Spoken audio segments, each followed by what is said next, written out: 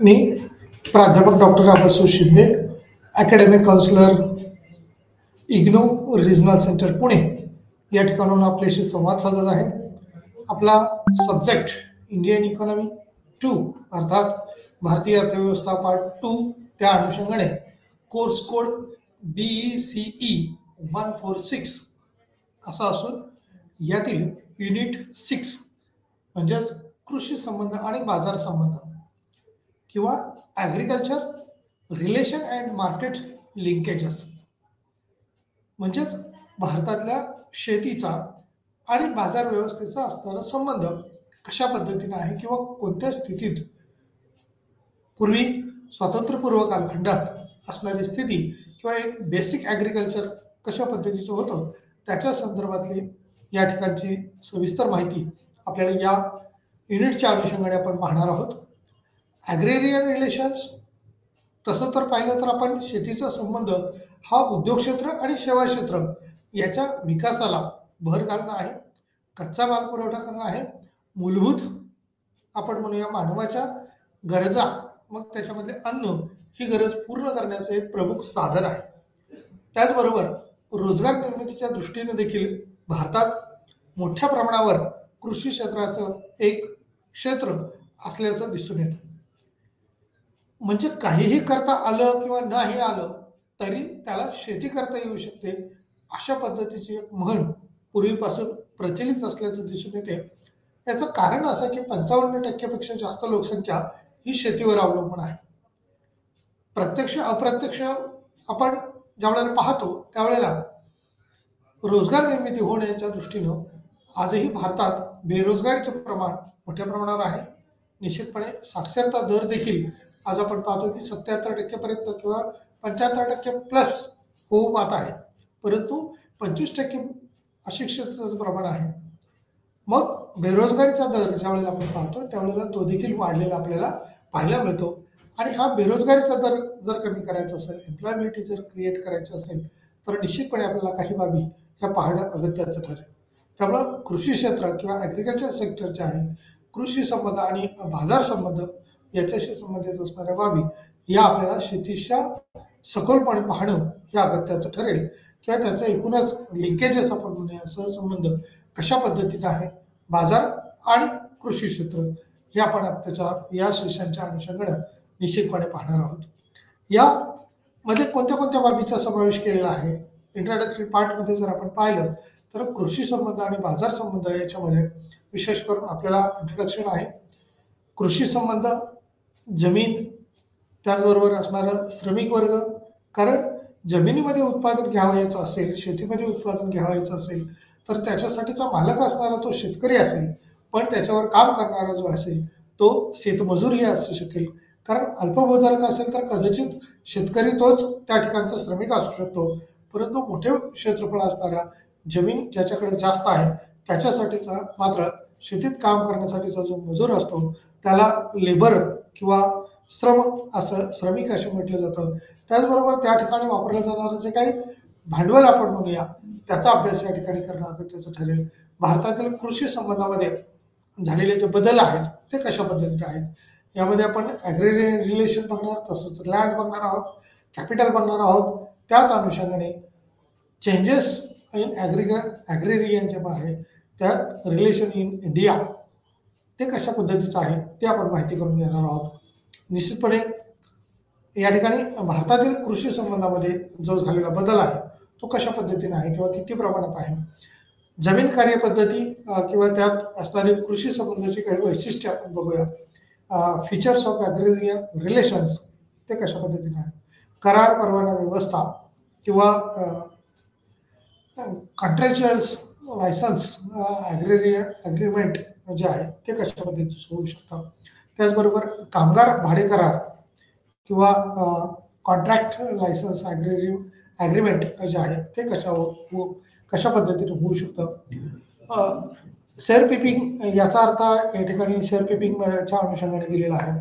जमीन भाड्याने देणं किंवा लँड जी आहे ती कसण्यासाठी किंवा उत्पादनासाठी जर दिली तर त्याला लँड लेसिंग असं म्हटलेलं आहे.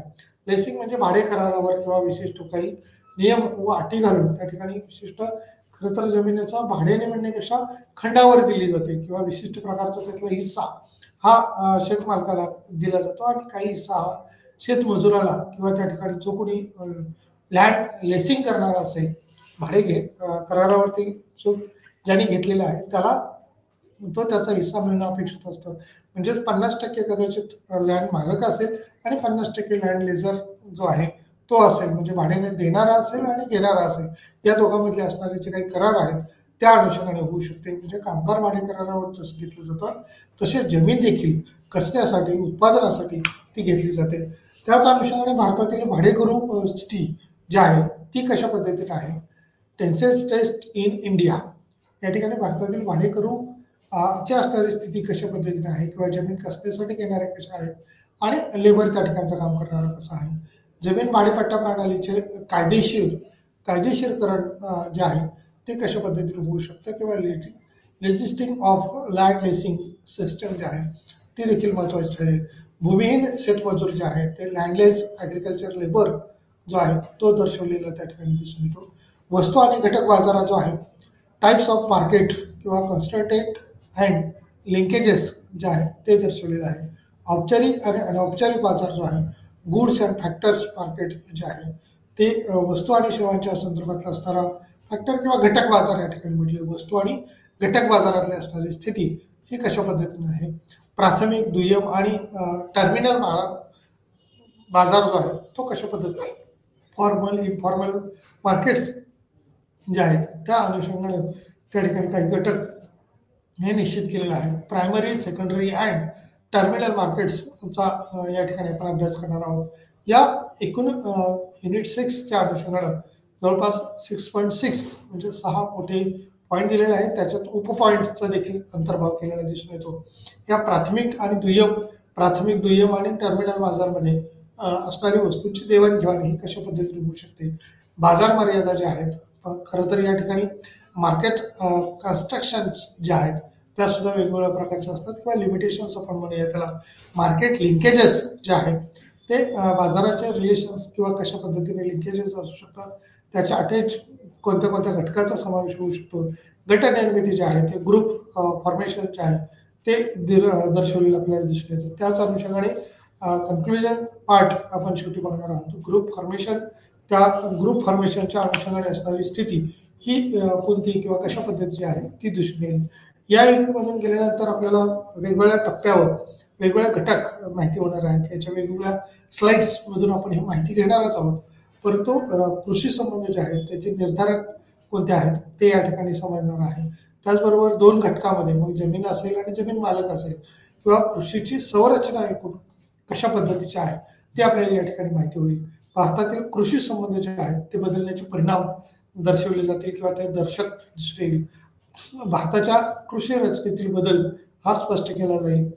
त्याच अनुषंगाने जमीन कार्यप्रणाली जी आहे त्याच्या अनुषंगाने माहिती होईल. सुरू करण्यात आलेल्या प्रमुख सुधारणांची गणना त्यामध्ये केली जाईल.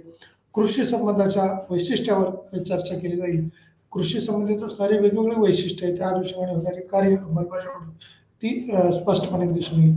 शेअर क्रॉपिंग आणि संकल्पनेचे फायद्यासह वर्णन यामध्ये दिसून येईल. भारतातील भाडेकरू स्थितीमधील ट्रेडिंगचे विश्लेषण करताना काही बाबी ह्या स्पष्ट होतील. विविध प्रकारच्या कृषी बाजारपेठामध्ये फरक त्या ठिकाणी जाणवेल. बाजारातील अडचणी आणि मार्केट लिंकेजेस यामागील काही मुद्दे किंवा त्यातील काही असणारे टप्पे हे देखील आपल्याला दिसून येतील. त्यामुळे विविध प्रकारच्या कृषी बाजारपेठामध्ये फरक केलेला दिसून येतो. बाजारातील अडचणी आणि मार्केट लिंकेजेस यामधील असणारी स्थिती ही कशा पद्धतीची आहे किंवा एकूणच अर्थव्यवस्थेतली असणारी स्थिती ही सुद्धा देखील स्पष्ट होईल. भारतातील कृषी संबंधामध्ये लक्षणीय बदल हा झालेला दिसून येतो. कारण पूर्वीची शेती व्यवस्था ही स्वातंत्र्यपूर्व कालखंडातली आणि त्यानंतरच्या स्थितीत झालेला हा मूलाग्र स्वरूपाचा बदल मग अगदी पहिली हरित क्रांती असेल 65-66 मध्ये जी घडून आली त्याच्यामध्ये HYVP च्या अनुषंगाने हायब्रिड सीड्स ची निर्मिती आपण म्हणूया किंवा त्याचा एकूण 4 ते 5 पटीनं उत्पादकतेत वाढ झाली याचे देखील विचार किंवा त्या अनुषंगाने माहिती असणं अपेक्षित आहे. जमीन निर्मूलनाच्या संदर्भात किंवा जमीन कसण्याच्या संदर्भात स्वातंत्र्याच्या नंतर शेतीची सरंजामशाहीची व्यवस्था जी होती ती नष्ट करण्याच्या वरती भर दिला आणि जमीन निर्मूलन कायदा 1956 मध्ये करण्यात आला.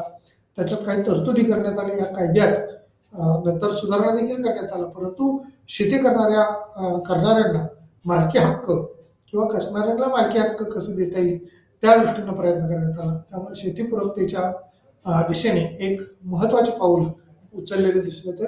सुधारणेमुळे शेततळ्याचा हक्क हा सुनिश्चित झाला आणि खाजगी गुंतवणूक सुलभ झाली. त्याबरोबर उत्पादन आणि उत्पादकता वाढवण्यासाठी शेती कृषी संबंधात बदल झाले आहेत.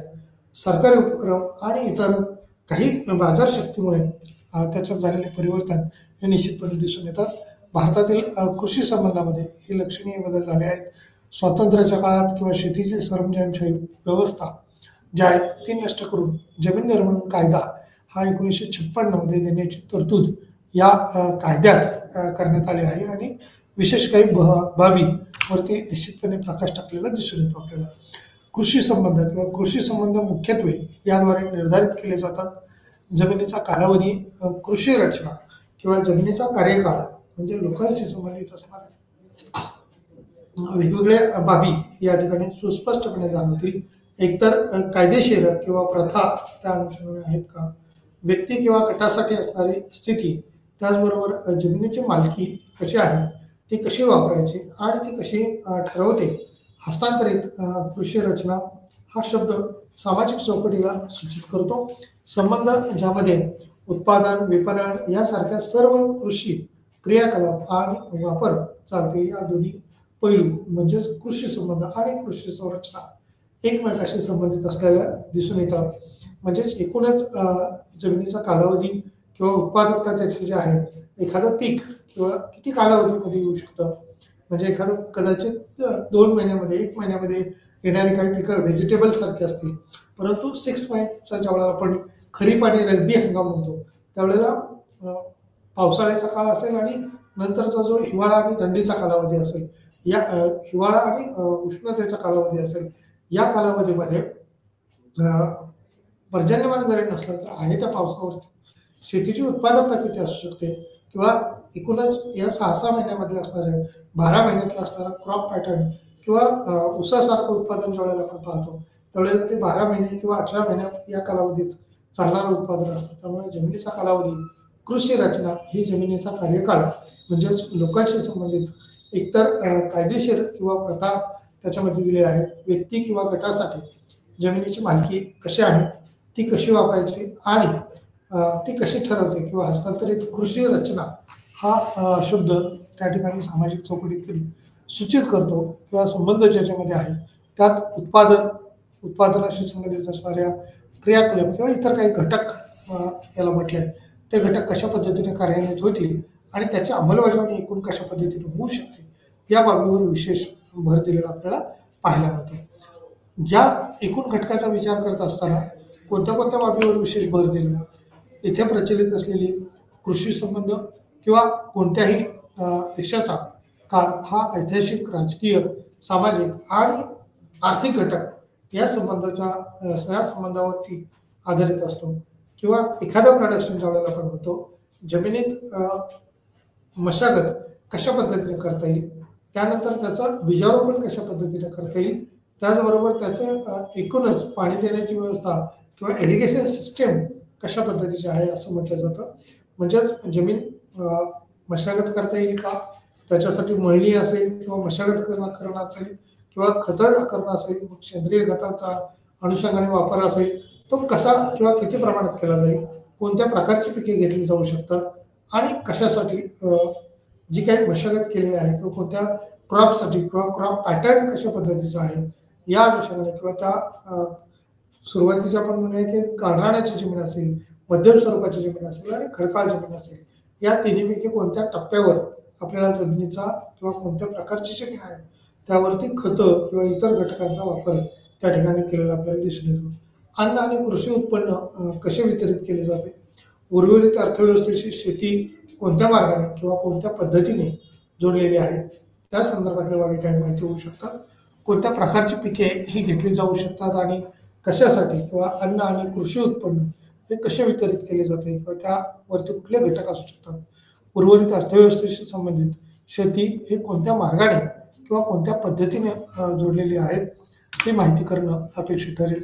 जमीन किंवा जमीन संबंध हा शब्द लोकांच्या जमिनीशी असलेल्या संबंधांना सूचित करतो किंवा शेतकरी जर असेल तर त्याची किती जमीन आहे आणि त्याच्यात काम करणं, तो स्वतः शेतकरी म्हणून काम करतो किंवा जर जास्त जमीन असेल तर तो जमीनदार असेल, म्हणजे त्याला प्रत्यक्षात काम करायला मिळत नाही, मिळतं किंवा न मिळतं हे डिपेंड आहे. परंतु त्या ठिकाणी मजुराकडून शेती कसून घेतली जाते. काही वेळेला हीच जमीन दुसऱ्या लोकांना किंवा दुसऱ्या शेतकऱ्यांना कसण्यासाठी दिलेली असते आणि तोही स्वतः करेल का नाही, परंतु सर्वसामान्य लोकांकडून किंवा मजुराकडून ती जमीन कसून घेतो आणि त्याला त्या संदर्भातला मोबदला मजुरी ही दिली जाते. एक म्हणजे कृषीप्रधान समाज किंवा भारत हा कृषीप्रधान देश म्हणून जगाच्या पाठीवर ओळखला जातो. परंतु जमिनीच्या स्रोतामध्ये जर विचार केला, जमिनीचा पुरवठा जर विचार केला तर तो वाढवता येत नाही, तो कॉन्स्टंट आहे. पुरवठा हा तेवढाच आहे, त्याच्यामध्ये वाढ होत नाही. त्यामुळं जमिनीच्या स्रोतापर्यंत एखाद्या व्यक्तीचा प्रवेश केवळ महत्त्वाचा नाही, त्याची उपजीविका पण त्याच्या सामाजिक आर्थिक स्थितीसाठी सर्वात महत्त्वाचे आहे. जमिनीच्या संबंधाचे स्वरूप म्हणजे जमिनीची मालकी जी या स्वरूपात असू शकते. वैयक्तिक किंवा समुदाय मालकी, ही वैयक्तिक मालकी म्हणजेच जमिनीची मालकी असलेल्या व्यक्तीला तिचा वापर किंवा नियंत्रण आणि हस्तांतरण यावर विशेष अधिकार असल्याचं दिसून येतो. जमीन संबंध हा शब्द लोकांच्या जमिनीशी असलेल्या संबंधांना सूचित करतो. एक म्हणजे कृषी संबंध किंवा कृषीप्रधान अर्थव्यवस्था आपण मानतो आणि त्या संदर्भात असलेले वेगवेगळे प्रश्न किंवा त्या संदर्भातला असलेल्या वेगवेगळ्या बाबी असतील, घटक असतील, ते जाणून घेणं या दृष्टीने देखील हा लँडच्या संदर्भातला घटक हा महत्त्वाचा असल्याचं आपल्याला दिसून येतो. याच अनुषंगाने जमीन संबंध हा शब्द लोकांच्या परिचित असलेला दिसून येतो. श्रमिक किंवा लेबरच्या अनुषंगाने शेतमजुरी हा किंवा शेतमजुराला शेतमजुरी दिली जाते. म्हणजे शेतीत काम करणारा जो असेल त्याला शेतमजुरी किंवा मोबदल्याच्या स्वरूपात दिली जाणारी रक्कम म्हणजेच शेतमजुरी होईल. अनेक वेळेला शेतीतलंच उत्पादन हे शेतमजुराला दिलं जातं आणि त्याच्या अनुषंगाने असणारा त्याचा मोबदला हा वजा केला जातो. दुसऱ्या शब्दात शेतीवर काम करणाऱ्या व्यक्तीला सूचित करतो किंवा पैसे प्रकार किंवा उत्पादनाच्या वाट्याने दिलेल्या मजुरीसाठी व्यक्तीची जमीन बाबतीत मजुरी ही पैशात दिली जाते किंवा मजुरी पैशाच्या स्वरूपात देखील देण्याची व्यवस्था ही केलेली असते. लागवडीच्या कोणत्याही जोखमीचा सामना करावा लागतो. उत्पादनातील वाटा हा त्याला उत्पादन जोखमीचा सामना करावा लागत असलेला दिसून येतो. म्हणजेच जर शेती उत्पादन घटते त्याचे वेतन देखील कमी होईल आणि भारतात बहुसंख्य शेती किंवा शेतमजूर या अनुसूचित जातीसारख्या सामाजिकदृष्ट्या वंचित गटातून येतात आणि त्या अनुषंगाने शेतमजुरी असेल हा शब्द दुसऱ्याच्या शेतीवर काम करणाऱ्या व्यक्तीला हा सूचित करतो किंवा त्या अनुषंगाने श्रमिक काम करत असलेला दिसून येतो. शेतीमधील कामगार संबंध कालांतराने बदलत आहेत. विविध घटक जसे की शेतीचे यांत्रिकीकरण असेल, तांत्रिक बदल असतील किंवा शेती संबंधित विविधीकरण असेल, हे कशा पद्धतीने होऊ शकतं. स्थलांतर आपण म्हणूया, मायग्रेशन जे आहे ते कशा पद्धतीने करता येऊ शकतील. म्हणजे कामगारांनी केवळ शारीरिक मेहनतीचंच काम करावं असं नाही, तर यांत्रिकीकरण सध्या आपण पाहतोय की ट्रॅक्टरच्या सहाय्याने सुद्धा शेती केली जाते आणि ट्रॅक्टरमुळं जे काही पूर्वी बैलजोडीच्या किंवा आत्ताही आपण पाहतो की जिथं सर्वसामान्य शेतकरी असतील, गरीब शेतकरी असतील, तिथं आजही बैलजोडीच्या सहाय्याने किंवा लाकडी अवजारे जे आहेत त्याच्या सहाय्याने शेती केली जाते आणि बैलजोडी असतील किंवा जनावरांच्या सहाय्याने आपण म्हणूया वेगवेगळ्या पद्धतीची, मग गाय त्याच्यात म्हैस असेल किंवा इतर त्याच्यातले लिंगानुसार आपण म्हणूया, मग जसं बैल म्हटलं जातं, गाय म्हणली जातं, तसे इतर प्राण्यांचा देखील त्या ठिकाणी शेती करण्यासाठी वापर केला जातो. आणि यंत्रांमध्ये जर म्हटलं तर लाकडी अवजारांचा वापर केला जातो, जो की सध्या आपण पाहतोय मोठ्या प्रमाणात लोखंडी अवजारांचा वापर हा केलेला दिसून येतो. त्यामुळे शेतीचे यांत्रिकीकरण आणि तांत्रिक बदल जे आहेत ते शेतीचे विविधीकरण, जसं पीक पद्धतीच्या बाबतीत आपण पाहतो की बहुपीक पद्धती सध्या वापर केला जातो, कारण एकाच आणि शेतकऱ्याकडे अनेक प्रकारचे जर उत्पादनं घेतली असतील तर निश्चितपणे याच्यातले 4 पैसे त्याच्यातले 4 पैसे असे मिळून त्या शेतकऱ्याला काही विशिष्ट उत्पन्न मिळू शकतं. कारण शेती ही निसर्गावर अवलंबून आहे आणि निसर्गावर अवलंबून आहे त्याच्यामध्ये वातावरण हा घटक मोठ्या प्रमाणावरती परिणाम करत असतो. त्याच अनुषंगाने पर्जन्यमान नैऋत्य पश्चिम वाऱ्यापासून येणारं जे काय पर्जन्यमान आहे ते देखील आपल्याला तितकंच महत्त्वाचं असतं आणि ते जर योग्य वेळेला पाऊस नाही पडला, ऋतुमानानुसार जर पाऊस झाला नाही तर पाण्याची कमतरता जाणवते. म्हणजेच पाणी कमी असेल किंवा जास्त असेल हे निसर्गावर अवलंबून आहे. तसंच क्लायमेट वातावरणातला हा जो काही हवेचा कमी जास्त प्रमाणाचा दाब आपण म्हणूया, थंडीच्या दिवसात थंडीच पडेल असं न होता किंवा पावसाळ्याच्या दिवसामध्ये पाऊसच पडेल असं न होता उन्हाळ्याच्या दिवसामध्ये ऊन पडणं अपेक्षित आहे. मग त्या प्रमाणात कितीपर्यंत पडू शकतं किंवा कमी किंवा जास्त किती असू शकतं. पुण्यात किंवा महाराष्ट्राचा जर विचार केला या ठिकाणी तर आपल्याला 9 डिग्रीपर्यंत सुद्धा टेम्परेचर, 8 डिग्रीपर्यंत देखील टेम्परेचर कमी झालेलं दिसतं आणि तेच टेम्परेचर जे आहे ते 40, 42, 45 डिग्री अंश किंवा 48 डिग्री अंश सेल्सिअस देखील महाराष्ट्रातलं काही ठिकाणचं टेम्परेचर वाढलेलं असतं. इतर काही परिसरातलं जर पाहिलं तर ते 50 डिग्रीपर्यंत जाण्याची शक्यता आहे. म्हणजेच ज्यावेळेला 100 डिग्री सेल्सिअस आपण म्हणतो त्यावेळेला त्या पाण्याला उकळी फुटलेली असते आणि त्याच्या 50% म्हणजे आपण ज्यावेळेला आपण आंघोळीसाठी गरम पाणी वापरतो तेवढं डिग्री सेल्सिअसचं पाणी किंवा तेवढी हीट जर असेल, मग राजस्थानसारख्या राज्यात जर पाहिलं तर तिथं वाळवंटी प्रदेश आहे. निश्चितपणे तिथलं क्लायमेट जे आहे ते हॉट किंवा उष्ण असल्याचं दिसून येतं आणि वरती जम्मू काश्मीरकडे ज्यावेळेला आपण पाहतो त्यावेळेला तिथं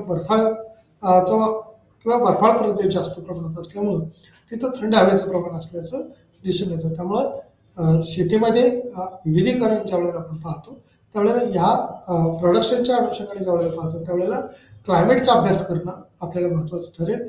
इरिगेशन सिस्टीम किंवा त्या ठिकाणी ड्रीप इरिगेशन सिस्टीम्स आपण म्हणूया, ठिबक सिंचनाच्या सुविधा असतील किंवा इतर वॉटर मॅनेजमेंट म्हणूया आपण, पाण्याचं व्यवस्थापन त्या ठिकाणचं कशा पद्धतीनं आहे. जर पाण्याचं व्यवस्थापन उत्तम पद्धतीने झालं तर शेती ही चांगल्या पद्धतीने करता येऊ शकते. किंबहुना त्या ठिकाणचं क्लायमेट कंट्रोल करण्याच्या दृष्टीनं पॉलीहाऊस असेल, ग्रीन हाऊस असेल याचा यूज सध्याच्या क्षेत्रात करणं हे टेक्नॉलॉजीच्या अनुषंगाने व तांत्रिक बदल जर केले असतील तर ते होऊ शकेल. अन्यथा त्या ठिकाणी काही परंपरागत पद्धतीनं पिकं किंवा उत्पादन हे घ्यावं लागेल. त्यामुळे शेतीचं विविधीकरण त्या अनुषंगाने स्थलांतर मायग्रेशन म्हणजे त्या ठिकाणचा लेबर जो आहे म्हणजे मोठ्या प्रमाणावर महाराष्ट्राचा विचार करता भारतात जरी पाहिलं तरी ज्या ठिकाणी शुगर फॅक्टरी आहेत, साखर कारखाने आहेत त्या ठिकाणी मोठ्या प्रमाणावर हा कामगार जो आहे तो एका ठिकाणी दुसऱ्या ठिकाणी ऊस तोडणीच्या निमित्ताने असेल किंवा इतर शेतीतली कामं करण्याच्या निमित्ताने असेल तो मोठ्या प्रमाणावर येतो आणि त्या ठिकाणी आपली शेती कसत असल्याचं दिसून येतं किंवा त्या ठिकाणची उत्पादनं घेत आहे. सामाजिक आर्थिक परिवर्तन जे आहे ते सार्वजनिक रोजगार कार्यक्रम जो आहे तो कशा पद्धतीने राबवला जातो. उदाहरणार्थ मनरेगा, होकारार्थी धोरणे, ग्रामीण बिगर शेती, रोजगार विस्तारत आहे आणि शेती आहे किंवा नवीन तंत्रज्ञानाचा अवलंब करून जलद संरचनात्मक बदल त्या अनुषंगाने होत असल्याचं आपल्याला दिसून येतात. त्यामुळे शेतीचे यांत्रिकीकरण आणि तांत्रिक बदल जसं महत्त्वाचं आहे तसं विविधीकरण आहे. स्थलांतराच्या अनुषंगाने आहे, एका ठिकाणी दुसऱ्या ठिकाणी मजूर स्थलांतरित केला जातो, उत्पादन स्थलांतरित होऊ शकतं, उत्पादनाचे घटक स्थलांतरित होऊ शकतात, परंतु जमीन ही स्थिर असते किंवा तिचा पुरवठाही आपल्याला वाढवता येत नाही. परंतु जी गाळाची जमीन आहे तिचं उत्पादनाचा कपॅसिटी किंवा तिचा एक विशिष्ट एरिया संपल्यानंतर आपण उत्पादनासाठी मध्यम स्वरूपाची जमीन घेतो. मध्यम आणि गाळाची किंवा सुपीक जमीन जी आहे ती घेतल्यानंतर मध्यम स्वरूपाची घेतल्यानंतर पुन्हा जशी लोकसंख्या वाढत जाईल किंवा शेतकऱ्याचं उत्पादन वाढत जाईल तशा पद्धतीनं भांडवलाचा विचार करता खडकाळ जमीन असेल, मुरमाड जमीन असेल ती देखील उत्पादनासाठी घेतली जाते. त्यामुळे सार्वजनिक रोजगार कार्यक्रम जो आहे तो उदाहरणार्थ मनरेगा जसा आहे की महात्मा गांधी रोजगार हमी योजना जी आहे ती केंद्र सरकारने सुरू केलेली योजना आहे आणि त्याचा फायदा हा शेतकऱ्यांना मोठ्या प्रमाणावर होतो किंवा मजुरांना जो आहे तो मोठ्या प्रमाणावर होतो. ग्रामीण बिगर शेती रोजगार विस्ताराला आहे आणि शेती आहे किंवा नवीन तंत्रज्ञानाचा अवलंब करून जलद संरचनात्मक बदल त्या ठिकाणी होतात किंवा हे बदल घडून आलेले आहेत आणि त्याचा शेतीमधील कामगार संबंध जो आहे तो कालांतराने बदलत आहे किंवा विविध घटक जे आहेत त्याच्यामध्ये देखील मोठ्या प्रमाणावर बदल झालेला आहे. त्याच अनुषंगाने भांडवल जे आहे भांडवल हे उत्पादनाच्या प्रमुख घटकापैकी एक आहे आणि शेतीमधील भांडवल संबंध हे मुख्यत्वे किंवा जमिनीची मालकी आणि भाडेकरू किंवा त्या अनुषंगाने होणारे बदलाद्वारे निर्धारित केले जातात किंवा सरंजामशाही जी आहे ती व्यवस्थेत शेतकरी केवळ भाडेकरू होते आणि त्यांच्याकडे मालकी नव्हती किंवा त्या अनुषंगाने असणारे घटक जे आहेत ते पाहणं अगत्याचं ठरेल. म्हणजे भांडवल हे उत्पादनाच्या प्रमुख घटकापैकी एक आहे.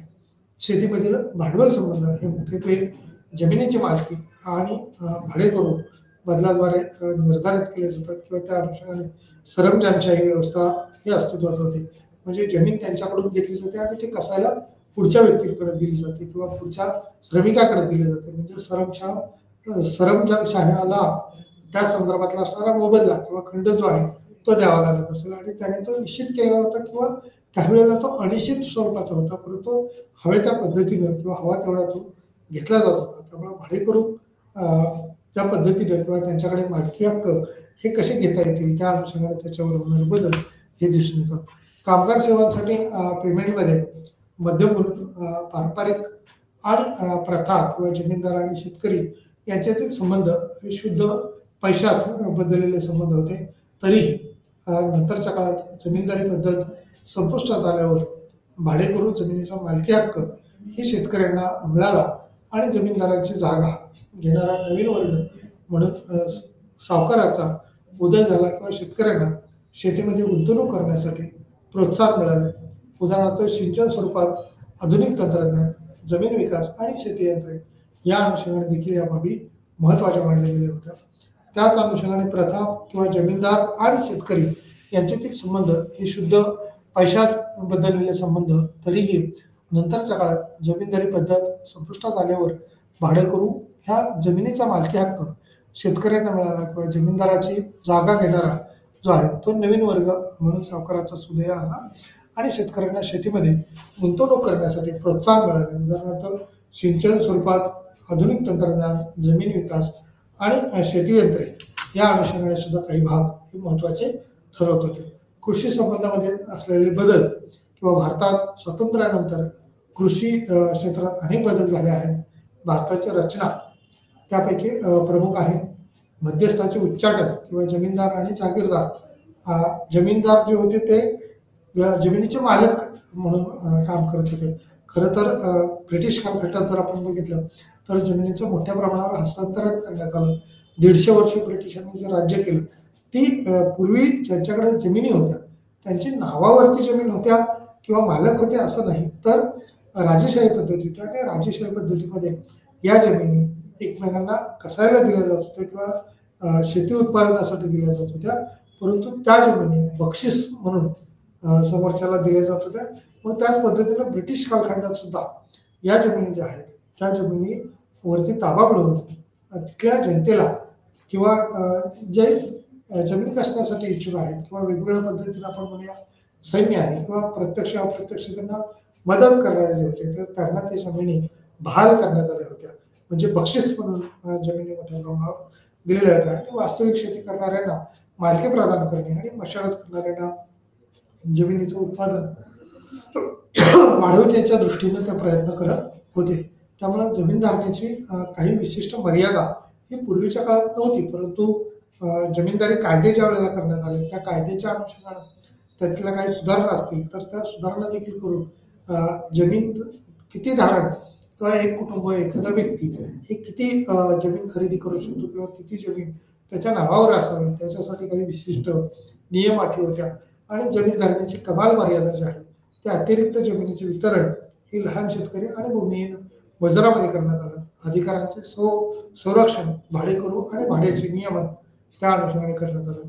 त्याचबरोबर सरकारी टाकाऊ जमिनीची नीती, भूदान असेल, गरिबांना वाटप केलेली जमीन असेल त्याच्या संदर्भातले काही नियम निकष हे ठरवण्यात आले आणि त्यावरती काही बदल हे त्या कालखंडात करण्यात आले. त्यामुळं जमीन कार्यपद्धती जी आहे ती स्वातंत्र्याच्या वेळी जमिनीचे 3 प्रकार होते. एक जमीनदाराचा कार्यकाळ, जमीनदारी पद्धत, स्वतंत्र किंवा एकल मालकाचा कार्यकाळ, रयतवारी पद्धती, संयुक्त गाव कार्यकाळ आणि महालवारी पद्धत. अंतर्गत जमीनदारी व्यवस्था मध्यस्थ जमीनदार यांना मालकी दिली गेली आणि जमिनीवर हक्क आणि प्रत्यक्ष शेती या अनुषंगाने भाडेकरू शेतकऱ्यांनी केली आणि अकार्यक्षम किंवा यंत्रणा ज्याने शेतकऱ्यांना कोणतेही प्रोत्साहन दिलेले नाही किंवा त्या अनुषंगाने झालेले नाही अशी स्थिती दिसून येते. त्यामुळे जमीन कार्यपद्धती किंवा स्वातंत्र्याच्या वेळी जमिनीचे 3 प्रकार होते. त्यामध्ये जमीनदारांच्या कार्यकाळ किंवा जमीनदारी पद्धती म्हटलं जातं, रयतवारी पद्धती आणि महालवारी.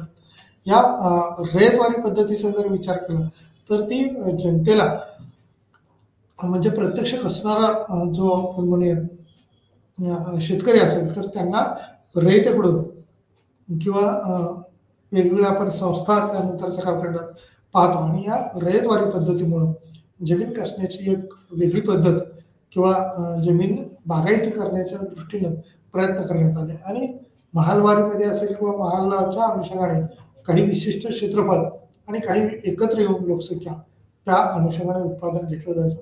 जमीनदार म्हणजे एखाद्याकडं जास्तीची जमीन असलेली त्या जास्तीच्या जमिनीमध्ये स्वतः त्या ठिकाणी जमीनदार जमीन कसत नसत, परंतु तो इतरांकडून जमीन कसून घेतलं जातं.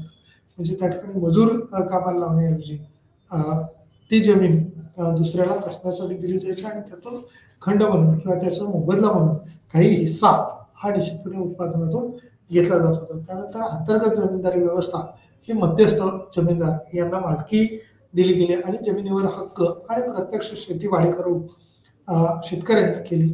अकार्यक्षम यंत्रणा ज्याने शेतकऱ्यांना कोणतेही प्रोत्साहन दिले नाही किंवा त्या अनुषंगाने बदल हे झालेले दिसत नाहीत. स्वातंत्र्यानंतर जमीन कार्यपद्धतीत सुधारणा करण्यात आली. सामाजिक न्याय आणि आर्थिक कार्यक्षमता साध्य करण्याचे उद्दिष्ट हे प्रमुख होते. जमिनीच्या कार्यकाळाच्या व्यवस्थेत केलेले बदल हे दिसून येतात. मध्यस्थांचे उच्चाटन किंवा जमिनीची कमाल मर्यादा ही किती आहे किंवा कशा पद्धतीची आहे तिचा विचार होणे अपेक्षित आहे. मध्यस्थांचे उच्चाटन किंवा जमिनीची कमाल मर्यादा ही ज्या पद्धतीने वाढत जाईल त्या अनुषंगाने त्याच्यातले होणारे बदल हे निश्चितपणे दिसून येतील. जमीन धारणाचे एकत्रीकरण आणि सक्ती हे रद्द करणे असेल किंवा श्रम त्या अनुषंगाने वाढणं असेल, भाडे करार कायदा असेल तो कशा पद्धतीने वाढला जाईल. त्याचबरोबर भाडे करार कायदा आणि सहकारी शेती या अनुषंगाने असणाऱ्या दरम्यानचा 1950च्या दशकातील काही नियम आपण म्हणूया भारतातील सर्व राज्यांनी जमीनदारी व्यवस्था ही रद्द केली आणि त्यावेळेला असणाऱ्या जमीनदाराचाच वर्चस्व किंवा अधिपत्ता जो आहे तो कसा कमी करता येईल त्याच्यावरती विशेष भर दिलेला आपल्याला दिसून येतो. त्यानंतर स्वातंत्र्यानंतर ज्या झालेल्या घटना आपण म्हणतो 1947ला आपल्याला स्वातंत्र्य मिळालं आणि 1951 पासून पहिली पंचवार्षिक योजना सुरू झाली. 1951 ते 1956 हा पहिल्या पंचवार्षिक योजनेचा कालखंड पंडित जवाहरलाल नेहरू या पंतप्रधान असताना त्यांच्या अध्यक्षतेखाली स्थापना करून पंचवार्षिक योजनांची स्थापना करून मांडणी करण्यात आली आणि त्यातून मार्फत वेगवेगळ्या योजनातून त्या ठिकाणी शेतीचा विकास करण्यावरती विशेष भर दिला. दुसऱ्या पंचवार्षिक योजनेत मात्र उद्योगावरती भर दिला आणि तिसऱ्या पंचवार्षिक योजनेत परत वार्षिक योजना 3 झाल्यामुळं तितकासा विकास झाला नाही. परंतु चौथ्या योजनेच्या सुरुवातीच्याच कालखंडात आपण जर पाहिलं तर 1965-66 मध्ये पहिली हरित क्रांती घडून आली आणि ही हरित क्रांती प्रमुख 5 पिकांच्या संदर्भात मग मका असेल, गहू असेल, ज्वारी असेल, बाजरी असेल अशा पिकांच्या बद्दल म्हणजे 4 ते 5 पट असेल, 6 पट असेल अन्नधान्य उत्पादनामध्ये मोठ्या प्रमाणावर वाढ झालेली दिसून येते. म्हणजे जर समजा आपण असा विचार करू की एक हेक्टर जमिनीमध्ये त्यावेळेला 10 क्विंटल किंवा 5 क्विंटल एवढं उत्पादन गहू होत असेल तर तेच उत्पादन 25 क्विंटलपर्यंत 30 क्विंटलपर्यंत वाढलेलं आपल्याला दिसून येतं. म्हणजे शेती तेवढीच, परंतु त्याच्यात असणारं सुधारित बियाणं असेल, यंत्रसामग्री असेल, रासायनिक खतांचा वापर असेल, HYBP असं म्हटलं त्या योजनेला, याचा झालेला प्रचंड बदल असेल त्याच्यामुळं मोठ्या प्रमाणावर बेनिफिट झालेले दिसून येत आहेत. त्याच अनुषंगाने मध्यस्थांचं त्या दरम्यान असणारं म्हणजे काही साम्राज्य आपण म्हणूया ते नष्ट करण्यात आलं. जमिनीची कमाल मर्यादा जी आहे ती जमीन धारणाचे एकत्रीकरण असेल, सक्ती रद्द करणे असेल त्या अनुषंगाने असेल, भाडे करार कायदा असेल ते कशा पद्धतीने होते. सहकारी शेती जी आहे त्या दरम्यान 1950च्या कायद्यात तशा तरतुदी करण्यात आल्या आणि त्याच्यात झालेले बदल हे दिसून आले. कृषी संबंधाची वैशिष्ट्ये जे आहेत ते भाडेकरू पद्धतीची संकल्पना समजून घेणे आवश्यक आहे आणि त्याच दृष्टीनं भाडेकरू पद्धतीची संकल्पना ही समजून घेणं आहे. कृषी संबंधाच्या मुख्य वैशिष्ट्यांची कल्पना किंवा भाडे करार आणि त्यांच्या अटी या कशा पद्धतीच्या आहेत, त्यातील कृषी संबंध जे आहेत मुख्य वैशिष्ट्यांची कल्पना ही भाडे करार आणि त्याच्या अटी संबंधित ज्या बाबी आहेत त्या माहिती करून घेणं किंवा परिस्थिती शेतजमिनीची मागणी आणि पुरवठा स्थिती ही कशा पद्धतीची होऊ शकते, त्याच अनुषंगाने परिस्थिती जशी काही आपण म्हणूया शेतजमिनीची मागणी आणि पुरवठा स्थिती आहे ती कशा पद्धतीने बदलू शकेल. ज्या देशात जमिनीची बाजारपेठ ही कठोर आणि विकृत आहे किंवा भाडे करार आहे त्याऐवजी ऑपरेशनल होल्डिंग्सचा आकार वाढवण्यासाठी व्यवस्था केली जाऊ शकते किंवा भाडे करार आणि त्याऐवजी ऑपरेशनल होल्डिंग्समध्ये असणारा आकार किंवा वाढवण्यासाठी व्यवस्था केलेली दिसून येते. त्याच अनुषंगाने जमीन मालकीपेक्षा त्यामुळे त्याच्यासाठीच जमीन भाडेतत्वावर देणे हा एक व्यवहार्य पर्याय म्हणजे मालकी हक्क देण्याऐवजी काही कालखंडासाठी जमीन भाडे करारावर दिली जाते. आता सध्या जर आपण महाराष्ट्रात पाहिलं तर मोठ्या प्रमाणावर ओला, उबर यासारख्या ज्या काही कंपन्या आहेत त्या कंपन्या वेगवेगळ्या प्रकारच्या 4 व्हीलर्स असतील, 2 व्हीलर्स असतील ते या कंपनीला कनेक्ट करतात आणि त्या गाड्या रेंटवर वापरत असलेल्या दिसून येतात. म्हणजे हवे त्यावेळेला ह्या गाड्या आपल्याला भाडे करारावर दिले किंवा घेतलेल्या दिसून येतात. त्यामुळे भाडेकरू पद्धतीची संकल्पना ही समजून घेणे आवश्यक आहे. कृषी संबंधाच्या मुख्य वैशिष्ट्याची कल्पना यातून येत आहे. भाडे करार आणि त्याच्या अटी किंवा परिस्थिती शेतजमिनीची मागणी आणि पुरवठा या संदर्भात दर्शवलेल्या बाबी या सुस्पष्टपणे दिसून येतात. ज्या देशात जमिनीची किंवा बाजारपेठ कठोर आणि विकृत आहे किंवा भाडे करार त्याऐवजी ऑपरेशनल होल्डिंगचा आकार वाढवण्यासाठी व्यवस्था केली जाऊ शकते किंवा जमीन मालकीपेक्षा त्यामुळे त्याच्यासाठी जमीन भाडेतत्वावर देणे हा एक व्यवहार्य पर्याय असल्याचा दिसून येतो किंवा तो कशा पद्धतीने यूज करता येईल त्या अनुषंगाने सुद्धा काही घटक हे निश्चित बघता येतील. करार परवाना व्यवस्था कंत्राटी परवाना ही एक व्यवस्था आहे ज्यामध्ये जमीन मालकाचा समावेश असतो किंवा काही शेतीविषयक क्रियाकलापाचा करार करणे. जेव्हा जमीन मालकाला भांडवल किंवा कुशल व्यवस्थापन यासारख्या संसाधनाची कमतरता भासते तेव्हा त्याचा सराव हा केला जाऊ शकतो किंवा कंत्राटी परवाना ही एक व्यवस्था आहे आणि ज्यामध्ये जमीन मालकाचा समावेश हा निश्चितपणे मालकाकडून समोरच्या भाडे कराराकडून विशिष्ट प्रकारचा करार हा केला जातो. म्हणून तो 1 वर्षाचा असेल, 2 वर्षाचा असेल, 3 वर्षाचा असेल किंवा मॅक्झिमम काही वेळेला आपण पाहतो की ब्रिटिशांकडून ज्या जमिनी दिल्या गेल्या त्या सरकारकडच्या मार्फत ज्या वेळेला देत असताना त्यासाठी 99 वर्षाचे देखील करार झालेले दिसून येतात. म्हणजे 100 वर्ष जवळपास करार हा जमिनीच्या संदर्भात केलेले दिसून येतात आणि पुन्हा त्या जमिनी सरकार दरबारे घेतलेल्या आपल्याला दिसतात. त्यामुळं जमिनीचे मालक विशिष्ट प्रकारचे आपण पाहतो की 3 फुटावरची जी काही जमीन आपण म्हणतो त्या जमिनीतलं असणारं उत्पादन हे आपल्याला घेता येतं. त्याच्या खालचं जे काही क्षेत्र आहे त्याच्या खालचं असणाऱ्या मौल्यवान समजा काही गोष्टी मिळाल्या तर त्या सरकार दरबारी आपल्याला जमा कराव्या लागतात. कारण या सुद्धा विशिष्ट कालखंडासाठी आपल्याला कसण्यासाठी दिलेले सरकारकडून किंवा त्या वेळेला आलेल्या परंपरेनुसार ह्या जमिनी मिळालेल्या दिसतात. एकाकडून दुसऱ्याला जी विक्री केलेली असते, खरेदी विक्रीचे व्यवहार असतात, शेतीविषयक क्रियाकलापांचा करार असतो, त्या संदर्भातल्या बाबी ह्या विशेष करून महत्त्वाच्या ठरतात. त्यामुळं जेव्हा जमीन मालकाला काही भाडं किंवा काही मोबदला खंड हा मिळतो त्यावेळेला त्या जमिनीत असणाऱ्या उपजत आणि अविनाशी गुणाबद्दल किंवा त्याचं होणारं उत्पादन जे आहे, प्रोडक्शन आहे, त्या प्रोडक्शनच्या आधारावरती दिलेलं आपल्याला दिसून येतं. त्यामुळं कुशल व्यवस्थापन यासारख्या संसाधनाची कमतरता भासते तेव्हा त्याचा सराव हा केला जाऊ शकतो किंवा त्या अनुषंगाने तसे बदल हे दिसून येतील. करार परवाना व्यवस्था किंवा कंत्राटी परवाना ही एक व्यवस्था आहे ज्यामध्ये जमीन मालकाचा समावेश आहे किंवा त्या अनुषंगाने तशा पद्धतीने झालेले बदल हे सर्वप्रथम किंवा प्रामुख्यानं दिसून येत असतात. त्यामुळे भांडवल किंवा कुशल व्यवस्थापन यासारख्या बाबी विशेष भर देत असणाऱ्या दिसून येतात. कामगार भाडे करार, मजूर भाडेकरू व्यवस्थेमध्ये जमीन मालक ही सर्व उत्पादन खर्च उचलतो. मजुरीच्या खर्चाशिवाय जे भाडेकरू कामगाराद्वारे वहन केले जाते किंवा श्रमाचा वाटा हा उत्पादनातील भाडेकरू 20 ते 30% असू शकतात. आणि भाडेकरूचा हा प्रकार ज्यांना पुरेसे कुटुंब नाही अशा शेती करणाऱ्यांसाठी हे फायदेशीर आहे.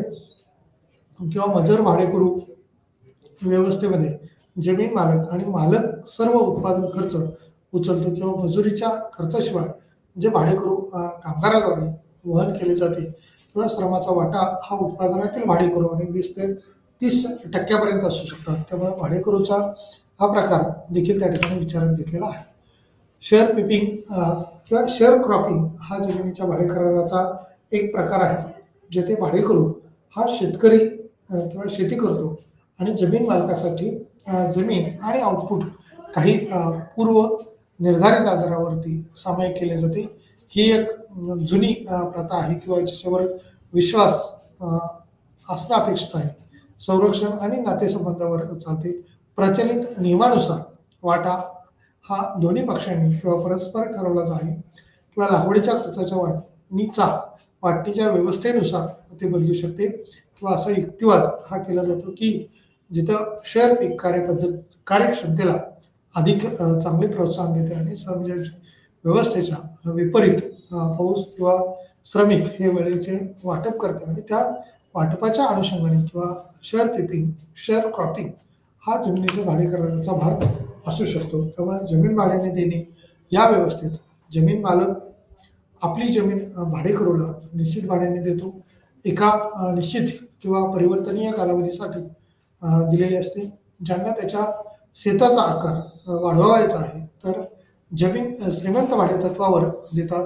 शेतकरी म्हणून भाडेकरू किंवा व्यवस्थेवरील साहित्य किंवा सामान्यतः हायलाईट करते आणि काही प्रदेशामध्ये सराव केला जात आहे जिथे लहान आणि सीमांत शेतकरी हे भाडेपट्टीवर देतात किंवा भाडेकरार त्या अनुषंगाने होत असलेला व्यवहार दिसून येतो. भारतात भाडेकरू स्थिती जर आपण पाहिली म्हणजे विशिष्ट कालखंडात जमीन ही कसण्यासाठी भाड्याने घेणं किंवा देणं त्या अनुषंगाने ती स्थिती कशी असू शकेल किंवा त्यातील असणारे वेगवेगळे घटक कोणते त्या बाबतीत पाहताना भारतातील भाडेकरू स्थिती जर पाहिली तर ती बदललेली आहे.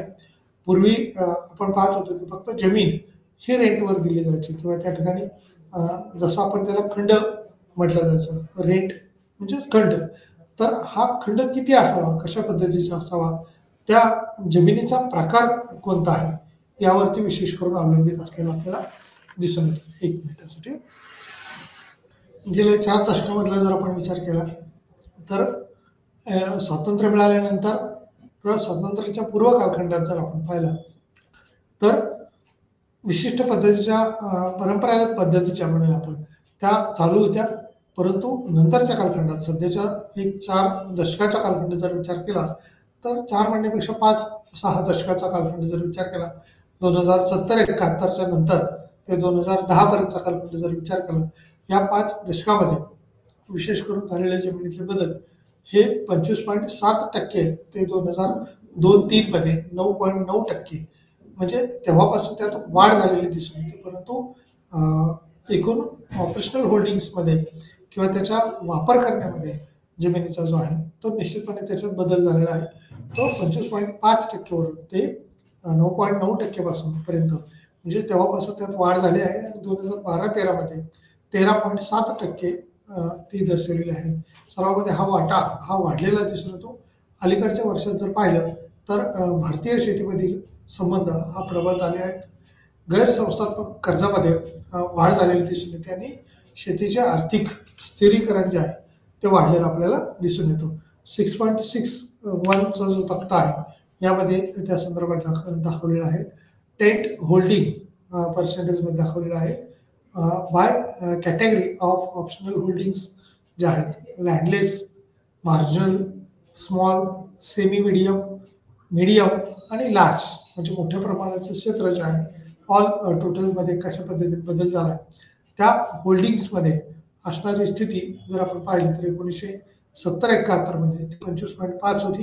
ती सध्या 13.7% एवढी झालेली दिसून येते. म्हणजे त्याच्यात 70-71 नंतर जो आहे तो बदल झालेला दिसतो. ऑपरेशन होल्डिंगमध्ये किंवा शेती उत्पादनामध्ये विशेष करून जर इथं पाहिलं तर लँडलेस जे भूधारक होते, जमीनदार होते, ते सुरुवातीच्या कालखंडातली आकडेवारी नाही, परंतु 12-13 जर पाहिले तर 2.6 एवढी होती. मार्जिनलच्या अनुषंगाने जर पाहिले तर 27.0 म्हणजे 13.2 पर्यंत त्याच्यात बदल झाला. ती स्मॉलच्या अनुषंगाने जर पाहिलं तर 27.8 वरून ती 13.6 पर्यंत बदललेली दिसते. सेमी मिडियमच्या अनुषंगाने 24.8 वरून ती 18.0 अशी झालेली दिसते. मीडियममध्ये 4.00 वरून ती 10 पर्यंत असणं अपेक्षित आहे, परंतु त्या अनुषंगाने जर विचार केला तर ती 14.8 मध्ये पर्यंत वाढ झालेली दिसून येते. लार्ज स्केलचा जर विचार केला, लार्ज मोठे भूधारक जे आपण म्हणतो त्याच्यामध्ये 10 एकरपेक्षा जे जास्त जमीन आहे 3 हेक्टरमध्ये 10 हेक्टरपेक्षा असणारी जास्त जमीन म्हणजेच 15.9 एवढं 70-71चं प्रमाण आहे. आणि तेच 2012-13 मध्ये जर पाहिलं तर ते 21.8 म्हणजे मोठ्या प्रमाणावर त्या ठिकाणी बदल हा झालेला दिसतो किंवा लार्ज लँड जे आहे ते मोठ्या प्रमाणावर शेतकरी संख्या ही वाढलेली दिसते. डिस्ट्रीब्युशन इन पर्सेंट मध्ये जर पाहतो, lease in operated areas by terms of leases 1970-71 मध्ये जर पाहिलं तर 25.1 इतर क्षेत्राचं होतं. फिक्स मनी जो आहे तो 15.4 एवढा झालेला दिसतो. फिक्स्ड प्रोड्यूस जो आहे तो 11.6 झालेला दिसतो. शेअर ऑफ प्रोड्यूस जर पाहिलं तर 47.9 एवढा झालेला दिसून येतो. आणि 2012-13 मध्ये जर पाहिलं तर 41.1 किंवा 17.0 झालेला दिसून येतो. 28.7 आणि 12.9 अशी स्थिती आहे. टोटल जर पाहिलं तर आपण 100% एवढं जे काही एकूण लँड आहे त्याच्यापैकीचं झालेलं डिस्ट्रीब्युशन हे फिक्स मनीच्या अनुषंगाने 41.1 हेक्टर एवढं झालेलं दिसून येतं. फिक्स प्रोड्यूसमध्ये 17 केवढं प्रोड्यूस झालेलं दिसून येतं. आणि शेअर ऑफ प्रोड्यूस जर पाहिलं तर त्याचा असणारा वाटा किंवा त्याचा असणारी टक्केवारी ही 12.9% पर्यंत दिसून येते.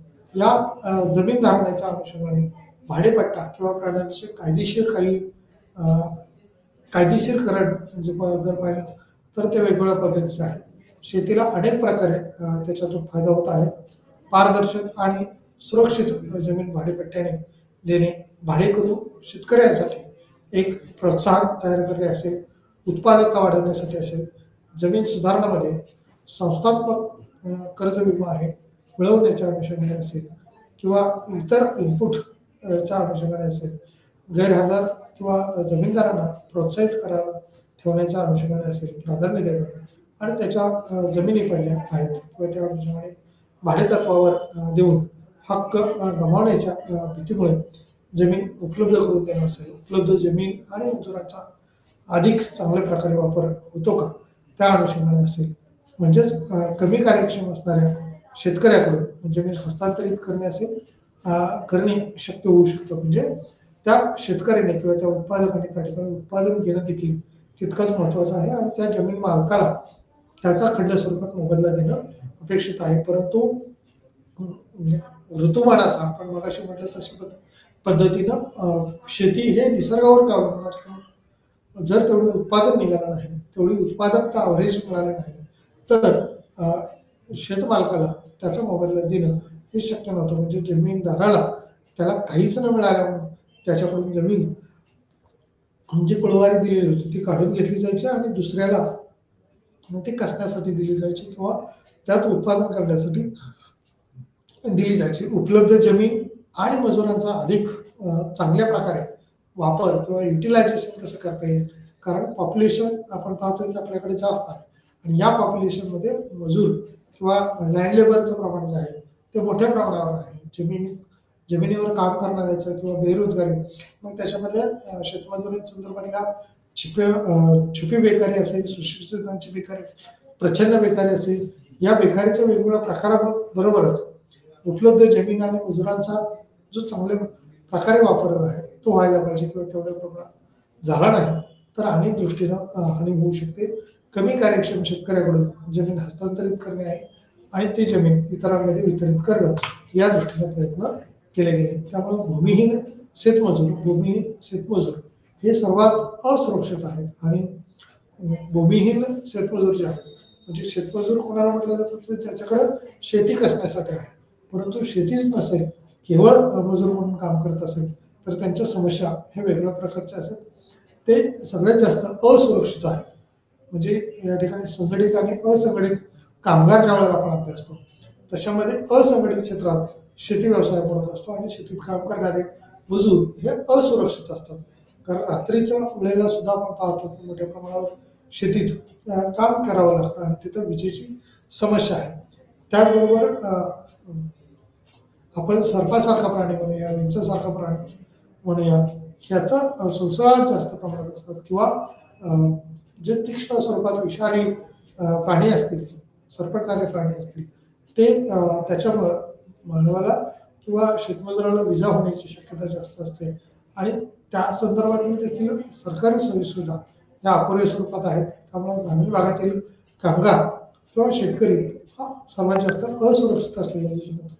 म्हणजे जसा हंगामी बेरोजगारीचा त्रास होतो, तशाच पद्धतीने त्याला मिळणारे इतर सोयीसुविधा या देखील अपुऱ्या असतात किंवा पुरेशा प्रमाणात उपलब्ध नसतात. कारण विशिष्ट वेळेच्या कामासाठीच त्याला मजूर म्हणून कामावर घेतलं जातं आणि पुन्हा त्याला कामावरून त्या ठिकाणी कमी केलं जातं किंवा त्या कार्यकाल संपल्यानंतर त्या कामगाराला वेतनाव्यतिरिक्त कुठल्याही प्रकारचा मोबदला किंवा सोयीसुविधा ह्या दिल्या जात नाहीत. त्याच्यामुळे अनेक वेळेला शेतकरी जो आहे, शेतमजूर जो आहे, तो कर्जबाजारी असतो, अनेक बंधनांमध्ये अडकलेला असतो. वैधानिकता म्हणजेच कायदेशीर काही त्याला अटी नियम कामगाराच्या दृष्टीने बाजूने नाहीत.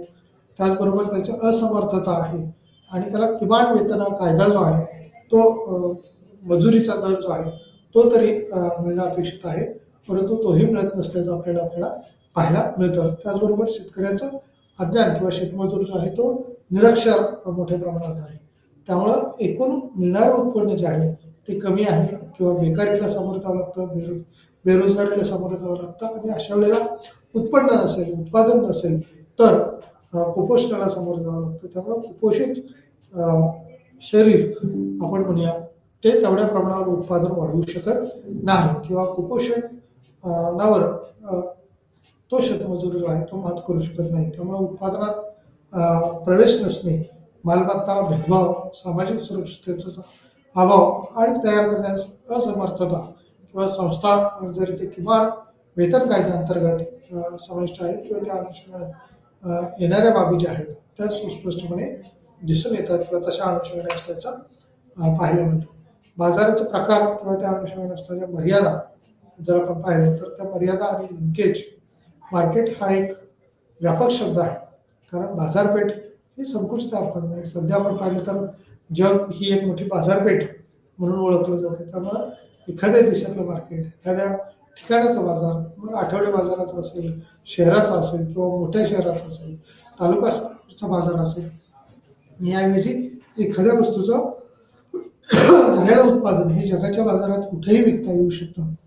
त्यामुळे मार्केट हा शब्द सध्या मोठ्या प्रमाणावर किंवा व्यापक अर्थाने वापरला जातो आणि तसंच तो छोटा देखील आहे किंवा जिथं खरेदी आणि विक्री होते त्यालाच बाजार असं म्हटलं जातं. मग ते ठिकाण दोन व्यक्ती असलेलं असेल तरीही त्याला बाजार असं म्हटलं जातं. त्यामुळे खरेदी, वाहतूक, प्रतवारी आणि मानकीकरण, साठवण, प्रक्रिया, पॅकिंग आणि अंतिम वापरकर्त्यांना वस्तूचा पुरवठा या सर्व क्रियाकलापांचा किंवा या घटकांचा विचार करता विपणन खर्च हा कमी करण्यासाठी एकत्रीकरण करणं आवश्यक आहे. विशेषतः ज्यांच्याकडे कमी विक्री योग्य अधिशेष आहे त्या दृष्टीने देखील काही बाबी या महत्त्वाच्या ठरतात. वस्तू आणि घटक बाजाराचा ज्यावेळेला आपण विचार करतो त्यावेळेला कृषी उत्पादन आणि निविष्ठांच्या आधारावरती बाजारपेठांचे वर्गीकरण हे केले जाऊ शकते. दोन श्रेणी किंवा वस्तू बाजार आणि घटक बाजारामध्ये वस्तूच्या बाजारपेठामध्ये त्या कशा पद्धतीने आहेत, घटक बाजाराचा स्थिती कशा पद्धतीने आहे, ज्या मार्केटमध्ये कृषी उत्पादने ही विकली जातात किंवा शेतमाल विकले जातात त्याला कृषी बाजार असं म्हटलं जातं. किंवा खरेदी विक्रीचे व्यवहार त्या ठिकाणी चालतात. मोठ्या प्रमाणावर आडत किंवा तोलाई खरेदी विक्री संघ म्हणून मोठ्या प्रमाणात महाराष्ट्रात प्रचलित आहेत. मग या खरेदी विक्री संघाच्या अनुषंगाने शेतमालाची मग अन्नधान्य असतील, पालेभाज्या असतील किंवा कडधान्य असतील याची खरेदी विक्री मोठ्या प्रमाणावरती केली जाते. त्यामुळे शेतकऱ्यांना विविध प्रकारच्या निविष्ठांची गरज किंवा साधन सामग्रीची गरज असते. त्या साधन सामग्रीचं उत्पादन देखील घेणं उद्योगधंद्यांच्या दृष्टीने महत्त्वाचं असतं. औद्योगिक क्षेत्रातलं असणारं उत्पादन याला मोठ्या प्रमाणाचा कस्टमर किंवा मागणी करणारा घटक हा शेतकरी आहे. त्यामुळे बियाणे, रासायनिक खतं, कीटकनाशके, फॉर्म, मशीन्स हे जे काही इंडस्ट्रीयल क्षेत्रामध्ये उद्योग क्षेत्रामध्ये तयार होईल त्याची मागणी ही शेती क्षेत्रामध्ये किंवा शेतकऱ्याकडून मोठ्या प्रमाणावर होईल आणि त्याचा वापर करून उत्पादन वाढायला मदत होईल. म्हणजे कामगार आणि इतर सेवा या बाजारपेठाशी शेतकऱ्यांचा प्रभावी संबंध असल्याचं आपल्याला दिसून येतो. त्याच अनुषंगाने औपचारिक आणि अनौपचारिक बाजार जर पाहिला तर कृषी बाजाराचे औपचारिक आणि अनौपचारिक असे वर्गीकरण करता येते. बाजार अनौपचारिक बाजारपेठामध्ये काही नियम असतात आणि अनेकदा कर आकारणी त्या ठिकाणी दिसून येते किंवा त्या अनुषंगाने वापरलेला दिसून येतो. औपचारिक बाजारामध्ये दुसरीकडे मानक किंवा वजन विशिष्ट प्रकारचं आपण जर पाहिलं तर दुग्ध उत्पादनाच्या दृष्टीनं लिटर हे एक त्याचं मोजमापाचं साधन आहे. वॉटर ज्यावेळेला बघतो त्यावेळेला ते लिटरमध्ये मोजलं जाऊ शकतं. परंतु समजा मका असेल, गहू असेल, ज्वारी असेल याचं मोजण्यासाठी किलोग्रॅम हे वजन वापरलं जातं. म्हणजे मानक वापरून कार्यरत आहे आणि व्यवहारासह उपाय ज्यावर सहमती आहे. भारतात कमी प्रमाणात विक्रीयोग्य अधिशेष असलेले शेतकरी आहेत. त्यांचे उत्पादन विकतात. अनौपचारिक बाजारपेठा आहेत आणि हे फर्म गेट किंवा रस्त्याच्या कडेला केलेले व्यवहार देखील असू शकतात. त्यामुळे औपचारिक आणि अनौपचारिक या अनुषंगाने देखील बाजारपेठा हा असू शकतात. त्याचमध्ये प्राथमिक, दुय्यम आणि टर्मिनल बाजार या अनुषंगाने देखील 3 प्रकार बाजारपेठेच्या संदर्भात असतात. स्थानाच्या आधारावर असणारा बाजार किंवा प्राथमिक बाजार ज्याला ग्रामीण भागात आपण म्हणूया किंवा गाव पातळीवरचा असणारा बाजार, शेजारच्या मोठ्या गावात असणारा बाजार हा बाजाराच्या प्राथमिक प्रकारात मोडणारा बाजार आहे. दुय्यम आणि वर्गीकरण केलेले जात आहेत. त्यामध्ये प्राथमिक बाजारपेठामध्ये नियतकालिक बाजार आणि टोप्या आणि मेळाव्याचा समावेश देखील याच्यामध्ये असू शकतो. म्हणजे विशिष्ट कालखंडासाठी भरणारे बाजार जे असतील त्याचा समावेश होतो. सामान्यतः मोठ्या मंडळीविषयी अशा बाजारपेठामध्ये त्याचा माल हा पुरवठा करतात. दुय्यम बाजार संकलन केंद्र आणि संमेलनासाठी जागा म्हणून वापर करतात किंवा त्या अनुषंगाने तसे बदल हे झालेले आपल्याला दिसून येतात. आता या बाजाराच्या काही मर्यादा असू शकतात का, तर निश्चित हो. पहिली मर्यादा जर आपण पाहिली तर अपुरे गोदामे. शेतीमालासाठी आत्ताची महत्त्वाची समस्या जी आहे ते अपुरे गोदामे आहेत. गोडाऊनांची संख्या कमी आहेत. शेतमालासाठी आवश्यक असणारी गोदाम किंवा गोडाऊन जे आहेत ते खूप कमी आहेत. याच्यात वाढ होणं किंवा शेतकऱ्यांनी हमी भावाला, हमी किमतीला ही उत्पादनं खरेदी करणं अपेक्षित आहे. याऐवजी शेतकऱ्यांनी त्याला अनुदान वाढणं गरजेचं आहे. या अनुदानाच्या अभावी सुद्धा किंवा आधारावरती सुद्धा अनेक उत्पादनं हे शेतीत वाढतील किंवा उत्पादन वाढायला प्रोत्साहन मिळू शकेल. त्यामुळे गोदामांची आवश्यकता आहे. प्रतवारी आणि मानकीकरण ज्या पद्धतीने आपण ISI मार्क त्यावेळेला वापरतो त्यावेळेला आता ॲपल असेल, एग्स असेल किंवा काही फ्रुट्सवरती आपण त्या अनुषंगाने आपण म्हणूया संत्री असेल, मोसंबी असेल यावरती ISI मार्कचं आपल्याला एक मार्क लागलेलं दिसून येतं आणि चांगल्या दर्जाचं गुणवत्तापूर्ण जे फ्रुट्स आपण पाहतो त्या ISI मार्क असणार आपल्याला मिळू शकतात. त्यामुळं याची प्रतवारी करणं आणि प्रमाणीकरण करणं किंवा मानकीकरण करणं हे आवश्यक आहे. अपुरी वाहतूक सुविधा, ट्रान्सपोर्टिंग फॅसिलिटीज आहेत त्या पुरेशा प्रमाणात उपलब्ध नाहीत. बाजाराची अपुरी माहिती आहे. क्रेडिटसाठी खराब प्रवेश आहे आणि मार्केटिंग परिस्थिती देखील आपल्याला लिंकेज करणारी नाही. इन कन्क्लुजनमध्ये आपल्याला असं म्हणता येईल कृषी संबंध हा जमिनीच्या कालावधीनुसार किंवा मालकी भाडे करारानुसार काम करतो.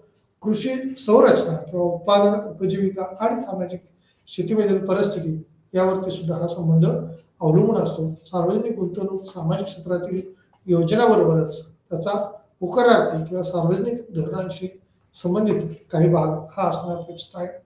भारतातील कृषी संबंधाचा परिणाम हा सेवा क्षेत्र असेल, उद्योग क्षेत्र असेल याच्यावर मोठ्या प्रमाणात दिसतो आणि अर्थव्यवस्थेला गती देणारा घटक हा कृषी क्षेत्र असल्याचं आपल्याला पाहायला मिळतं. या ठिकाणी आपण थांबूया. Thank you so much.